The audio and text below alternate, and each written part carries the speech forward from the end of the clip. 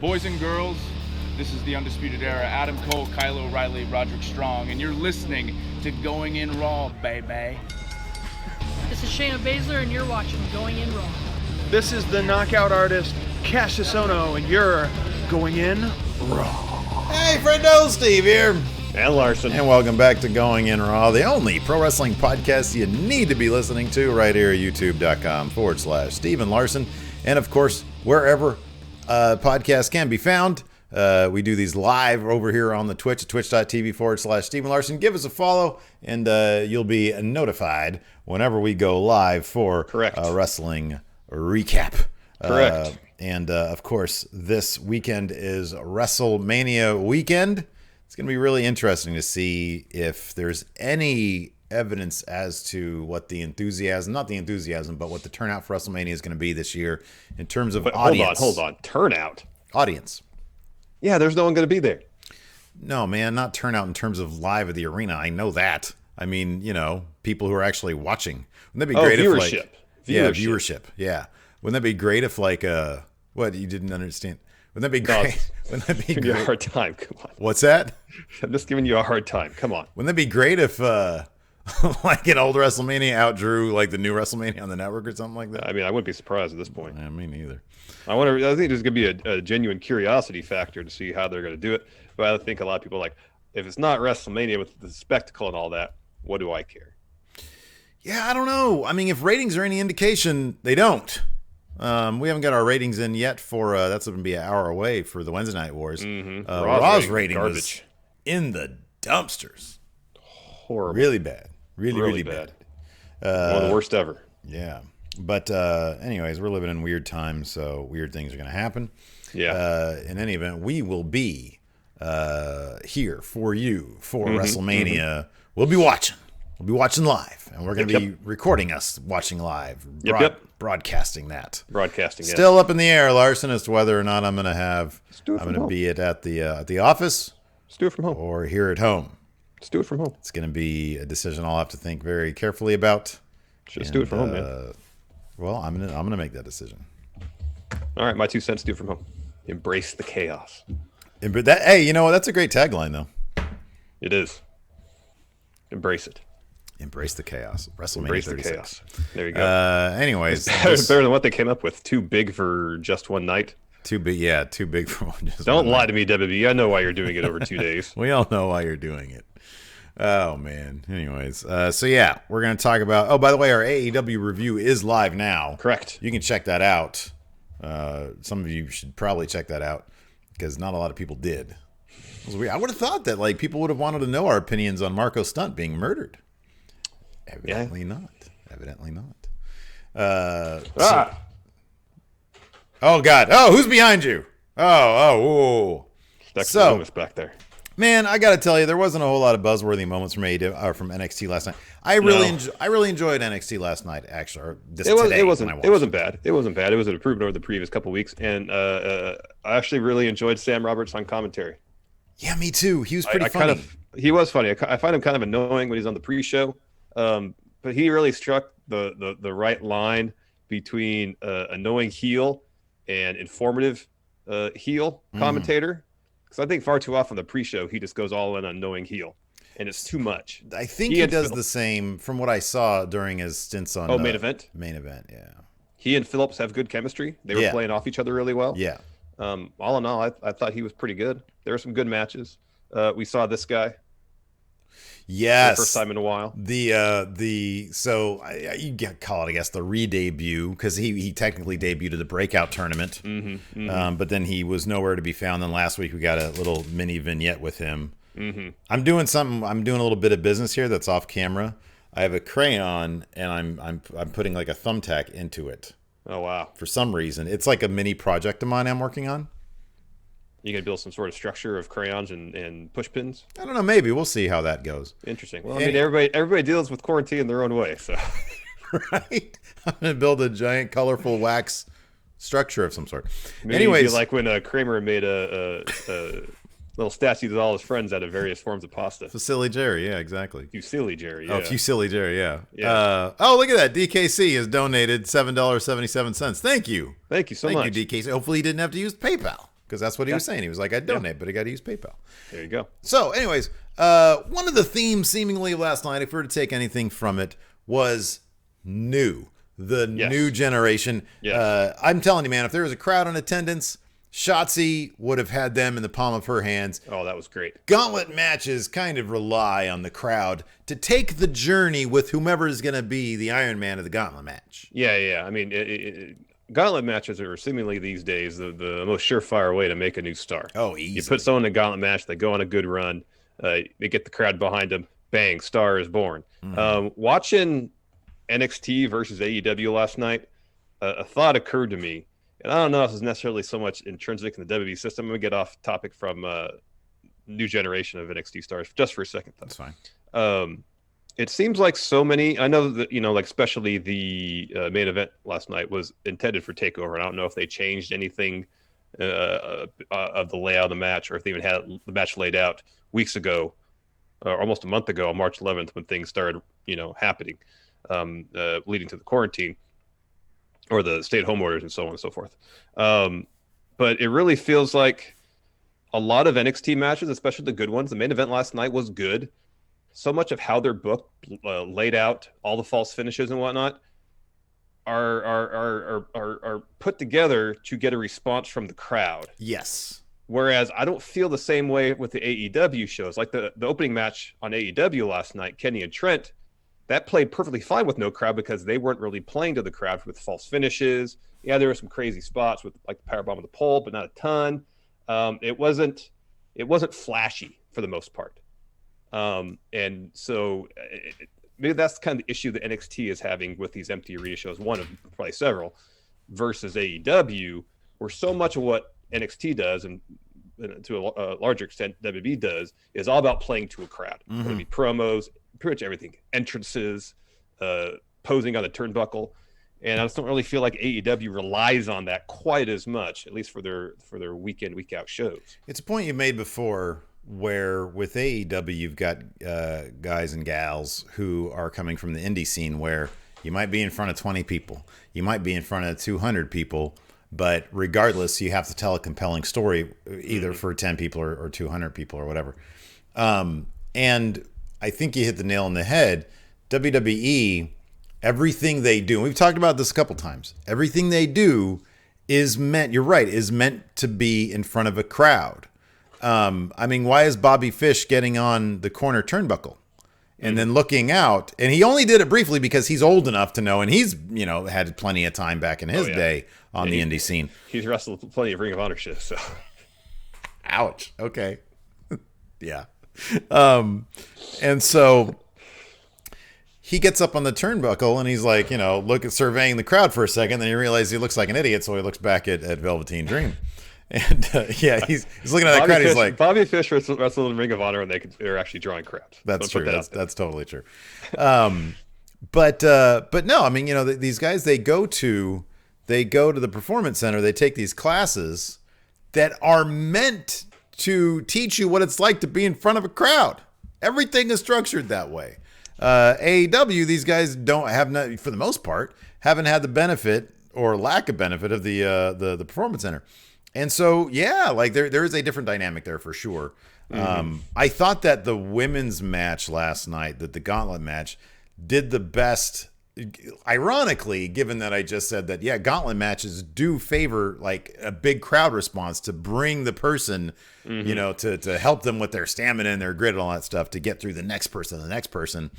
That being said, I thought especially Shotzi did such a fantastic job of keeping that story contained internally with what she's going through, and she did very well in front of crowd. Not surprising, she's just coming off the independent circuit not that long ago, so she's the ideal person to do that. Yep. But yeah, no, it's speaking of her, it obviously was meant to be a big moment for her, as sort of the spotlight member of this new crop of talent. And then obviously behind you, Mr. Loomis, taking on Jake Atlas. I think we're going to see, he's creepy. We're going to see a lot more of him. And I love him. I think he's great. Yeah. And so, but that begs the question, in order for new people to get the true shine, man, there's got to be some call-ups after WrestleMania, Larson. Well, I don't know if it'll be after WrestleMania. Be once they start doing a full arena shows again. When things are back to normal, yeah. Yeah, it feels like there's potentially a lot of men and women who are biding their time, got a case of senioritis. I mean, I can't imagine Velvetine Dream being any more sleepy than he was delivering that promo after his win over Bob Fish. Yeah, I mean, he had to reference Adam Cole's new Mixer channel or Twitch channel, or whatever he's got. I mean, it literally feels like the Sun went to him and either said, "All right, you're going to get a title match against Adam Cole and you're going to lose," or "Hey, you're going to have that match, but now we're not going to do it."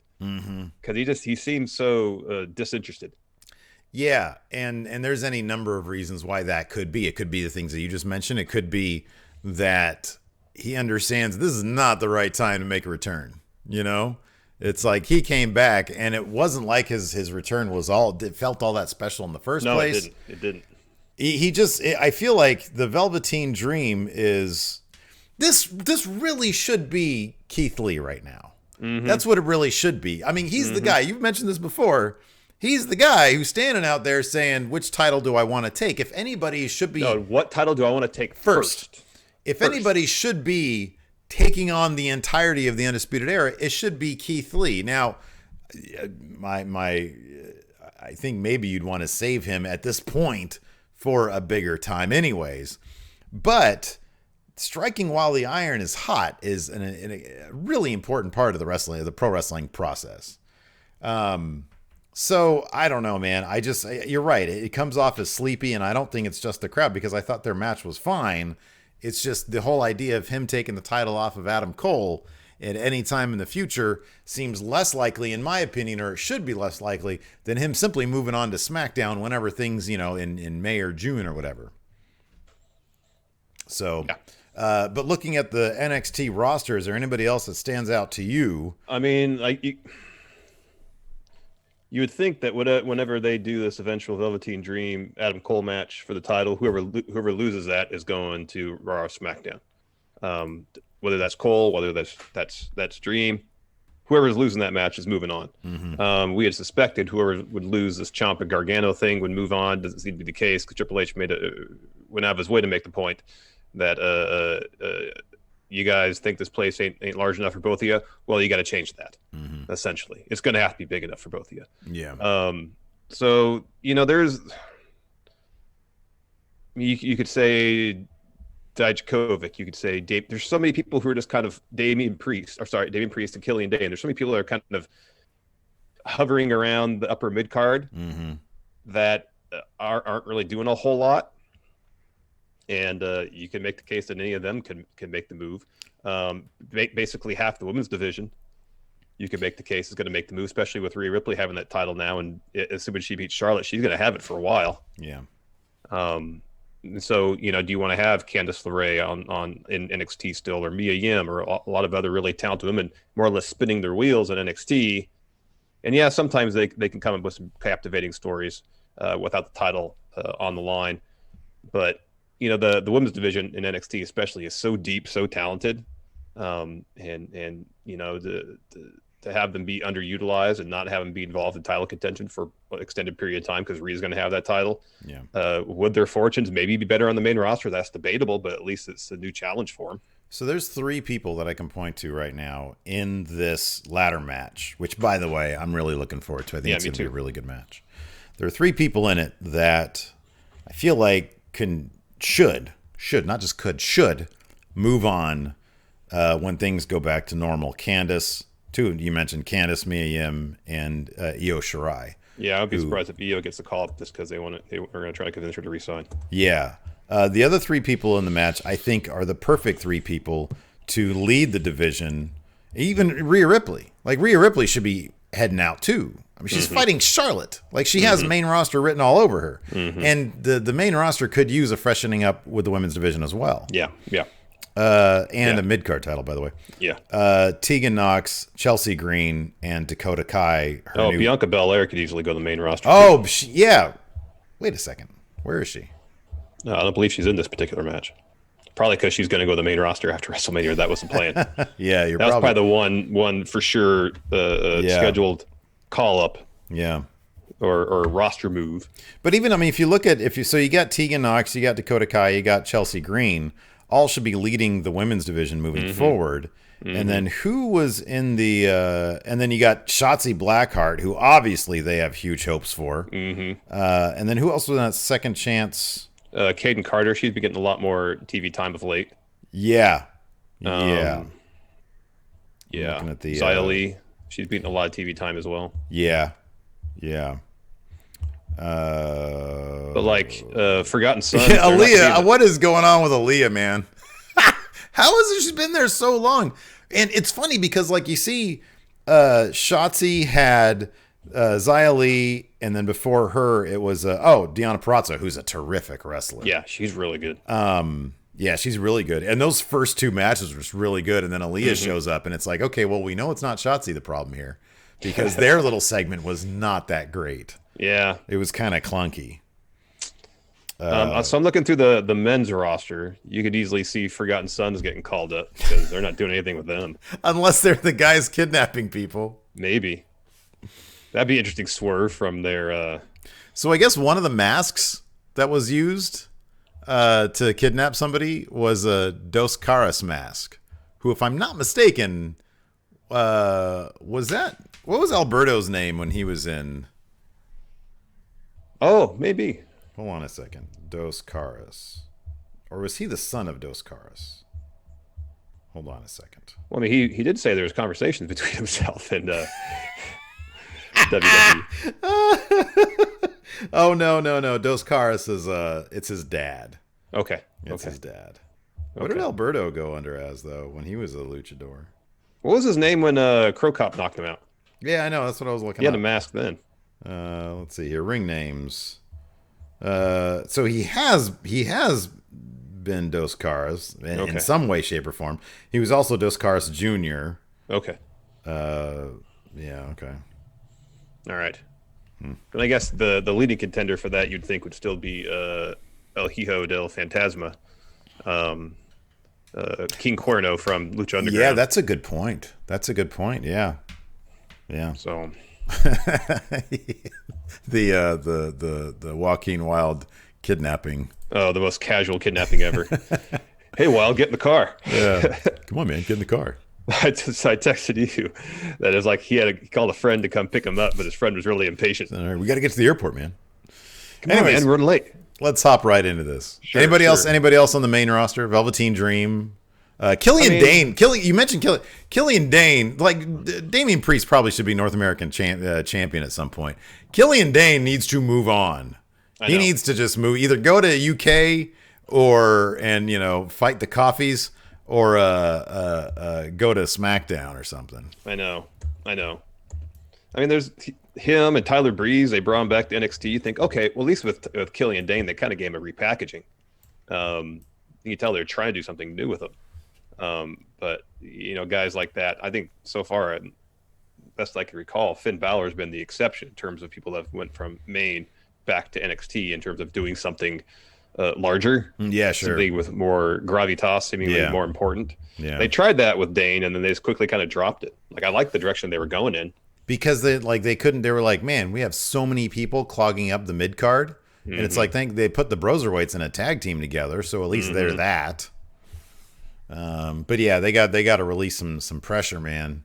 And I mean, if they're going to cut some people, and some people are going to end up, I don't know, the fight over TV time is going to be something else. Yeah, it is. Speaking of TV time, let's get into it. Show kicked off with Velveteen Dream versus Bob Fish. I mentioned before, we got Tom Phillips and Sam Roberts on commentary. They were pretty good together. Yeah, they were. Early on, Dream selling leg. He leaves the ring. He goes on a run ringside, goes up top for a Purple Rainmaker. However, Bob Fish rolls out. Dream just hits double axe handle off top to the ringside area, puts Fish back in the ring. Bob rolls right back out again. We go to commercial. Head games. Or Dream actually hurt his leg, and he was taking some time so Dream could get his wits back. We come back from commercial. Bob Fish has the advantage. He kicks Dream off the apron right in the leg, continues working leg, then decides to start going for a sleeper. Dream tries to reverse that to a Dream Valley driver. Can't, because Fish is grabbing the ropes. Fish puts the sleeper on. Dream escapes, and then hits the Death Valley driver for the win. Doesn't have to use a Purple Rainmaker. It shows you what they think of Bob Fish.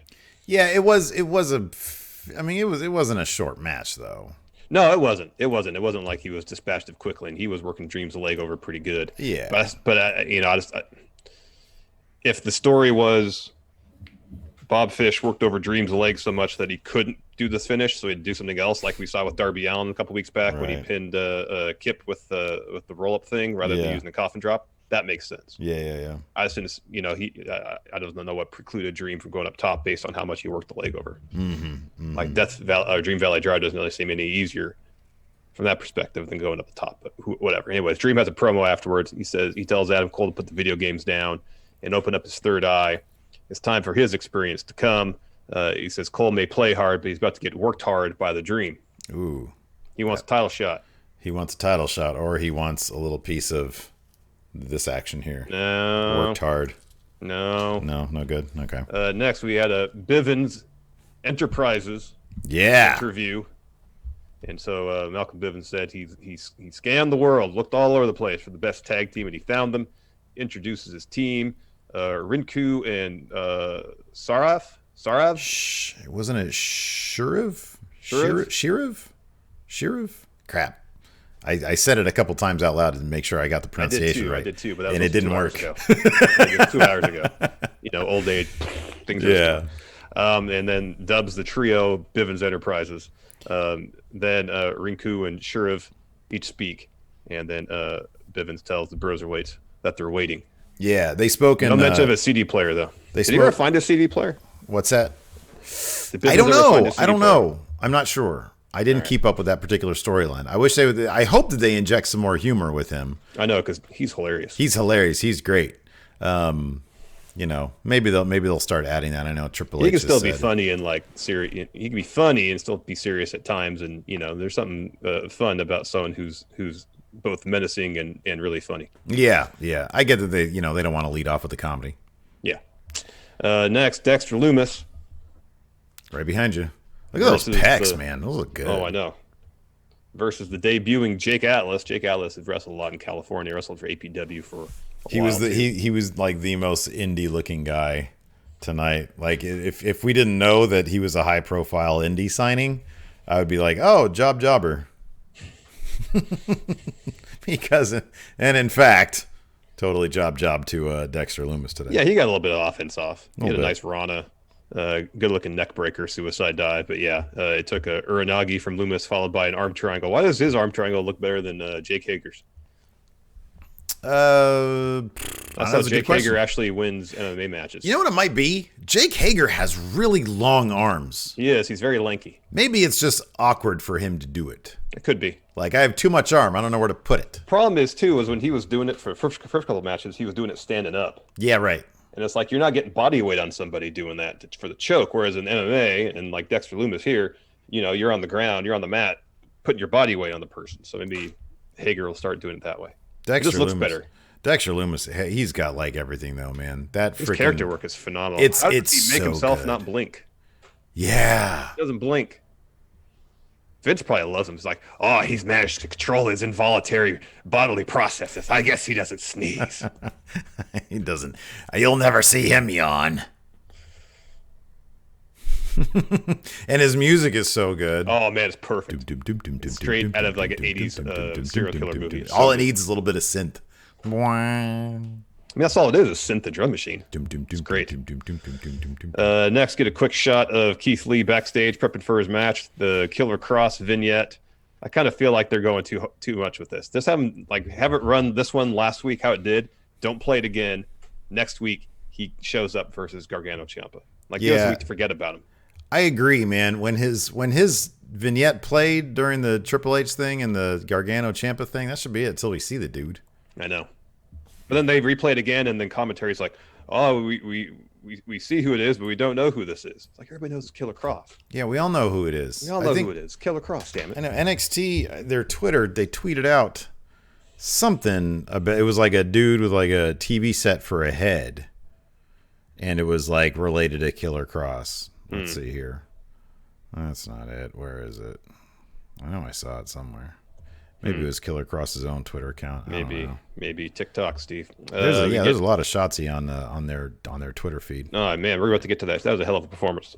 Before that match, though, they kind of replayed a good chunk of the Gargano Ciampa Performance Center Brawl, hyping up their match next week. Mm-hmm. They say it's Blackheart versus Rebel Heart, one last beat. That's the tagline for it. Then we get the women's gauntlet match. First matchup, Shotzi Blackheart taking on Deonna Purrazzo. Deonna starts out fast. Shotzi hits her with the enziguri. Cannonball while Deonna was kind of draped over the ropes. That was cool. That gets her a 2. Deonna then hits a pump kick, regains the advantage. They're up on top brawling. Shotzi knocks Deonna off, follows with a top rope senton for the win. Next matchup, Shotzi versus Xia Li. Xia gets some strikes in, some kicks, some blows, misses a Robinson special. Shotzi hits like a reverse X Factor and puts on a submission move that I had never seen before. It's like a reverse full Nelson. Yeah. That was awesome. Yeah, it was rad. Yeah, Xia taps. Yeah, like immediately she tapped. It was cool. It was so Killer Cross tweeted this out. It's like a dude with like a TV set for a head. It's like a GIF. He fashioned a GIF, or he found a cool GIF, and it says all with like weird, like the formatting of the letters are all weird. Watch, see, hear, feel, watch, see, hear. But it just goes on and on. And then there's a little what do you call the days of our lives? Hourglass. The hourglass emoji. Well, it just takes some of the threatening away when you're using He's like emoji. old timey TikTok. Exactly. Oh man, Dream Match Mania is happening right now. Oh dear. Next, Shotzi versus Aaliyah. This, it wasn't the smoothest match. There were some fun spots. That's the bit where they were doing a bunch of roll-ups. That was fun, and that it made Aaliyah dizzy. And Shotzi locks in not her finisher submission, but another one. Aaliyah escapes into a cover. Shotzi kicks out, and then Aaliyah has the upper hand for a while, and then she starts talking some trash. Shotzi hits her with some strikes, goes for a German suplex, can't do it, so she does like a straight jacket suplex instead. And then that same submission hold that she made Xia Li tap out with for the win. And then finally, except Shotzi, she did it a little bit different. She had like Zaya's arms like hooked. In this case, I don't think she could hook her hands. That's why she was pulling freaking Aaliyah's arms straight back. Oh, it was awesome. That was great. Next, Caden Carter. Shotzi's already been through 3 matchups, so Caden has control early. Until we go to commercial, we come back within 30 seconds of that commercial break. Shotzi wins. Running corner knee, DDT, top rope senton. Shotzi wins. And then finally, Shotzi versus Dakota Kai. Dakota Kai basically sprints to the ring to start beating up Shotzi. Raquel Gonzalez gets involved too. She's in control for a vast majority. Shotzi trips her up at one point, hits a step up enziguri, belly to back suplex. Dakota Kai rolls out of the ring.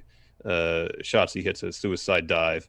She puts Kai back in the ring, drives Raquel Gonzalez into the ring post, gets back in. As she's getting through the ropes, Kai hits her with the face wash kick, and then go to kick for the win. Yeah. Good, strong performance, though, for Shotzi. That crowd would have been huge on her, man. Yep. Would have been huge behind her. Yep. After that, we had a Rhea Ripley Charlotte recap. Evidently, they have a match at WrestleMania. I know. Has any high-profile feud suffered as much from all this than that one? There's like no heat behind this. Zero. There's none. There's none. And it's funny, Sean Ross Sapp mentioned this on Twitter, and I agree. They've like completely, all the stuff that made Rhea Ripley cool, they're not emphasizing. I know. They're doing that. Like the stuff they shot at Raymond James Stadium was cool, the empty stadium stuff. And I'm all for humanizing wrestlers, but you could do it without taking her edge. I'm not huge on lobotomizing wrestlers, and that's what it really feels like they've done. Yeah. It's like, okay, she could be a huge baby face for us, but instead of capitalizing and utilizing what has drawn the crowd to her, they just like make her generic baby face. Yeah, I know. And it's like, I don't know. It's not that interesting. She acts like she doesn't belong. She acts like it is too much for her. Yeah. And then like they've barely even done anything with it anyways. Like what did she get? Was it on Raw where all we got was like she shows up to the Performance Center and gets booted in the face? Yeah, and then woo.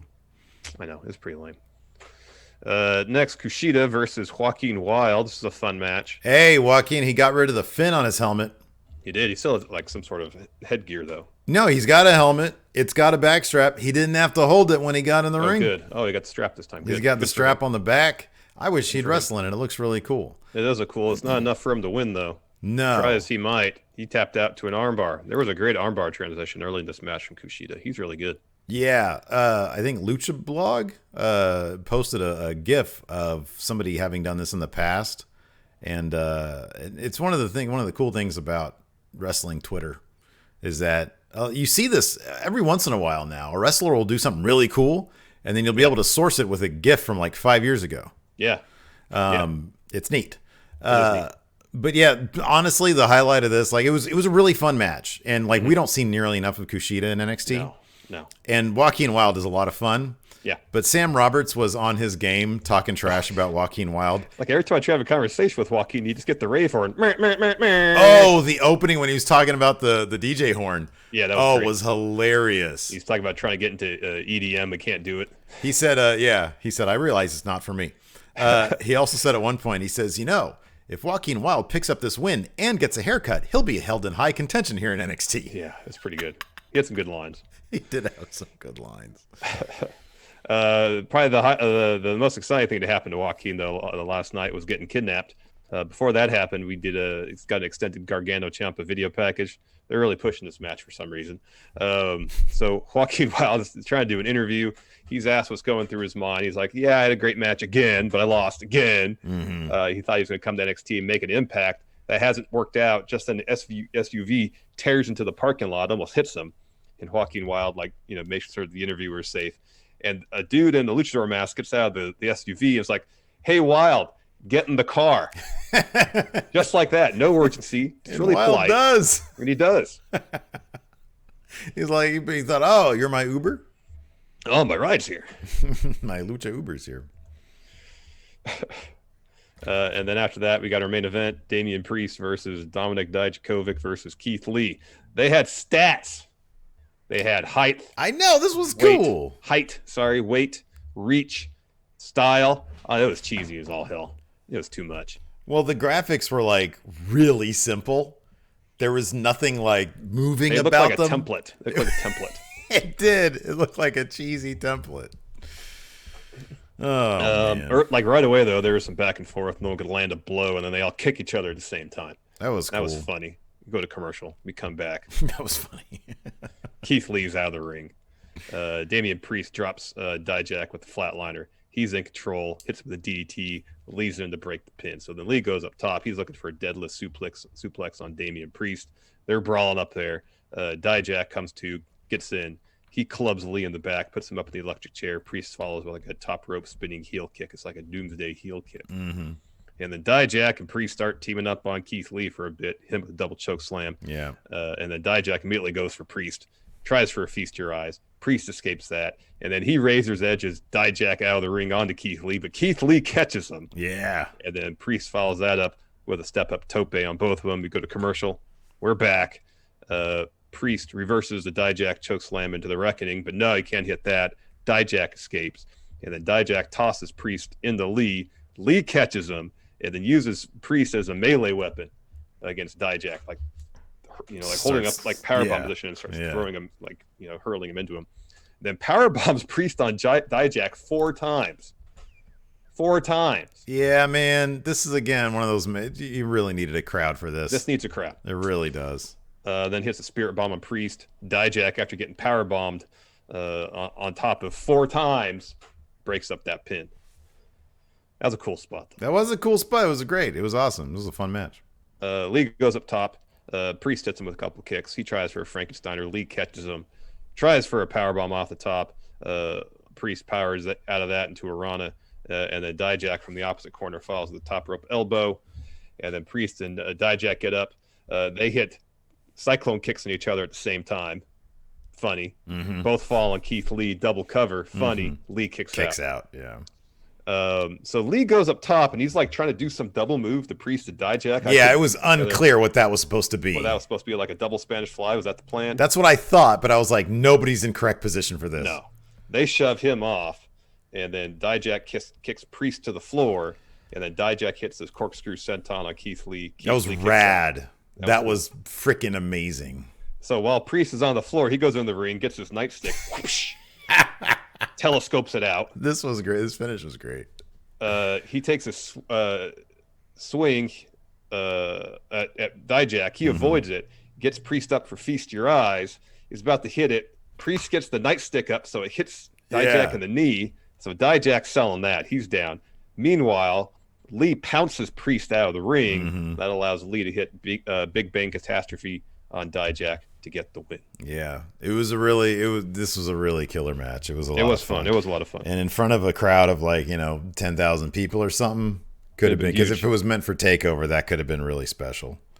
That'd have been a lot of fun. Yeah, that could have been really fun. But weird things are happening right now. Oh crap, I totally forgot to put up a question thread. I already did it. Oh, look at you.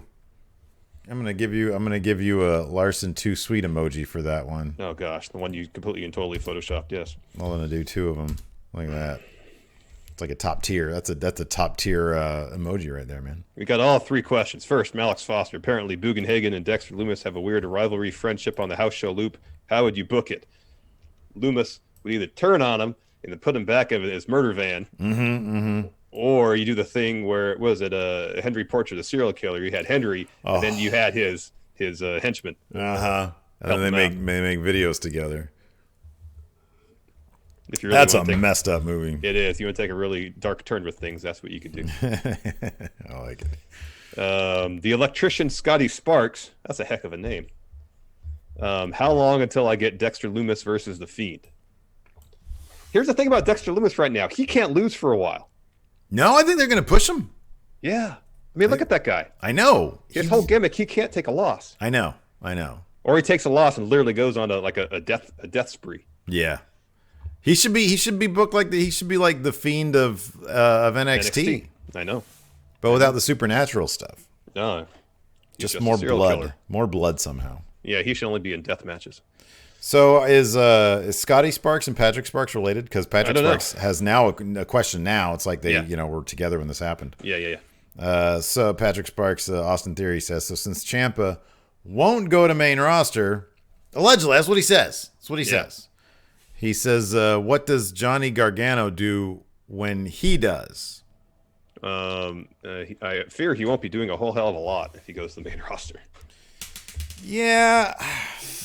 How many immensely talented wrestlers have gone from NXT? He's got to have a higher ceiling than Gable, right? Well, I'm talking like Ricochet. They did something with Ricochet for a while. Ain't done nothing with him since. Yeah, it's the danger of being Ricochet. But I feel like Ricochet, I don't know. Gargano has an advantage in that he's better on the mic than Ricochet is. Yeah. But not by a huge stretch. Not by a lot, though. Like, Johnny Gargano is... I honestly never understood what people saw in Johnny Gargano. I'll be honest. Look, he is absolutely a 5-star match machine. I kind of feel, though, if you would put Chad Gable in his position somehow, some way, he'd be even better. You know what I mean? Like, I feel like Chad Gable's got all the personality, and I think he's just as good as a wrestler as Gargano. I don't know, man. I don't know. I never saw it with Gargano. I appreciate the man for his awesome matches. And that's kind of the extent of it, to be honest with you. Yeah. I love his matches. Yeah, he's a great wrestler. The feud is great. I'm a huge Ciampa fan. Ciampa's fantastic. His character work is amazing. Yeah, man. I just don't buy Gargano. What, as a bad guy or just period? Especially as a bad guy. As an underdog babyface, you can kind of get behind it. Yes. But not as a heel, no. But he doesn't have. I mean, look, dude. If I get Gargano on SmackDown against Daniel Bryan, if he ends up being sort of like a dream match wrestling guy, then I'm into it. Like Drew. If they elevate Drew Gulak in Daniel Bryan's absence, if he is going to leave, then him versus Gargano could be a feud I'd be into. Yeah. But yeah, I don't know, man. Yeah, I don't know either. I don't know. But I would not be. I'd be set up for disappointment. I feel like what to do with Gargano. I do feel like those are two guys that kind of need to move on, though. What the hell else are they going to do? Just talk about for the next 2 years who wants to be Mr. NXT? I don't want to hear that. Like, that's not even a thing, man. I know. It doesn't. Do you get a bonus for being Mr. NXT? Unless they have a Mr. NXT title. That's the second mid-card title. What about a Mr. NXT ring? There you go. Yeah, there you go. It says Mr. NXT and Diamond. Or it's like a sash. A crown and a sash. Yeah, you get a sash, Mr. NXT. Here he is, Mr. NXT.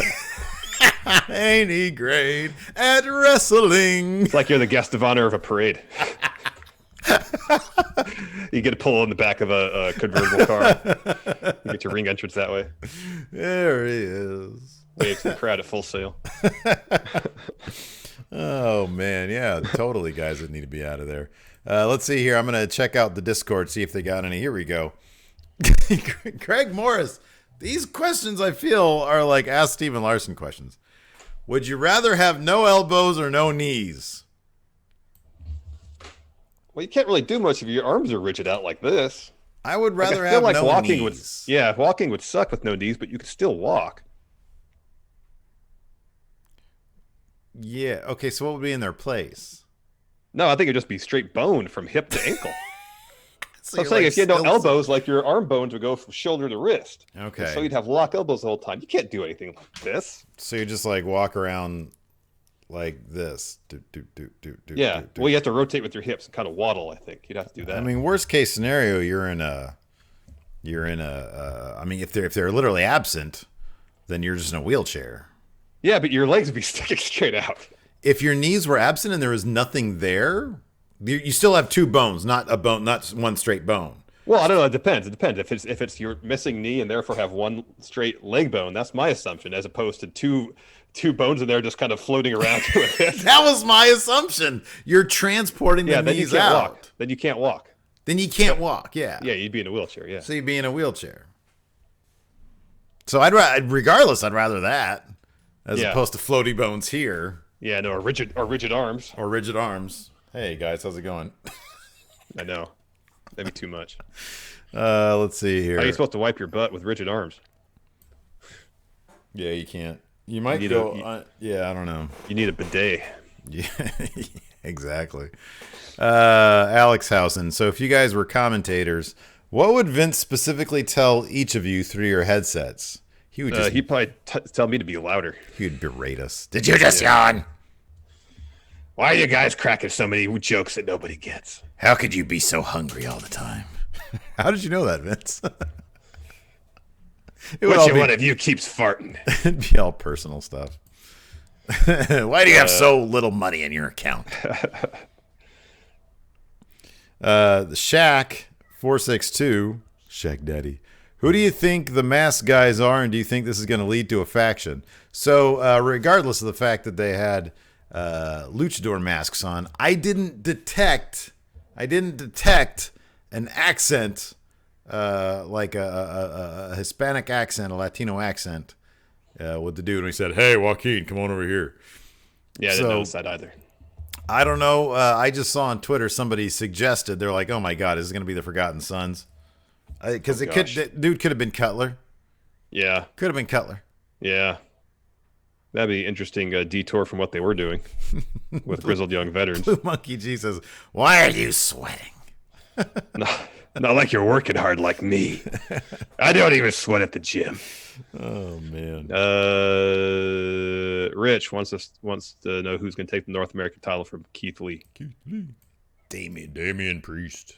No. I have a hard time believing Damian Priest is going to do it at this point. I don't think it would be clean. Killer Cross. Really? You don't see that?